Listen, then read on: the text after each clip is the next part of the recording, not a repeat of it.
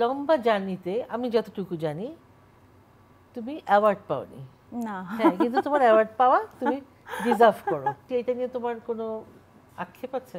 আগে ছিল, কিছুদিন আগেও অনেক মন খারাপ হতো, কাঁদতাম। আমি আজকে পরিষ্কার করে চ্যানেলের পর্দায় বলি, আমি এই দুঃখ থেকে আসলে কোনো অ্যাওয়ার্ড অনুষ্ঠানে আর যাই না। আচ্ছা। এবং বহু বছর থেকে, আজকে প্রায় 10 বছর হবে, আমি আর কোনো অ্যাওয়ার্ড অনুষ্ঠানে যাই না। আমার কাছে এখন আর ভালো লাগেও না যেতে। অনেকে বলেন না যে বিদেশে কেন সবাই চলে যায়, বিদেশে।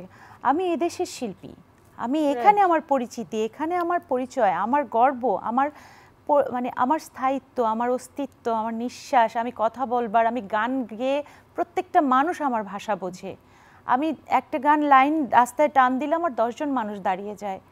এটার বাইরে আমার কোনো পরিচয় নেই। কিন্তু আমাদের দেশের শিল্পী কেন বিদেশে থাকবে? থাকেন কিছু হতাশায়, কিছু কষ্টে, কিছু আক্ষেপে। চ্যানেলের একটি ছবি ছিল, সেই ছবির গান গেয়েছিলাম, দারুচিনি দ্বীপ ছবির গান। গানের কথা কবির বকুলে, সুর করেছেন এসআই টুটুল, এবং আমরা সবাই মিলে এই গানটি গেয়েছিলাম। আমি গেয়ে শোনাচ্ছি।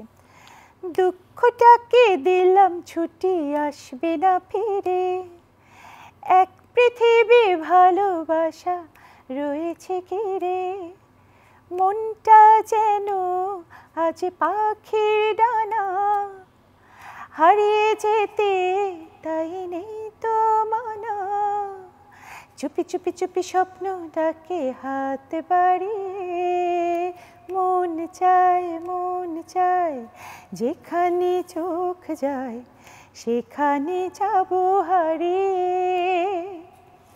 ও মন চায় যেখানে চোখ যায় সেখানে যাব হারিয়ে।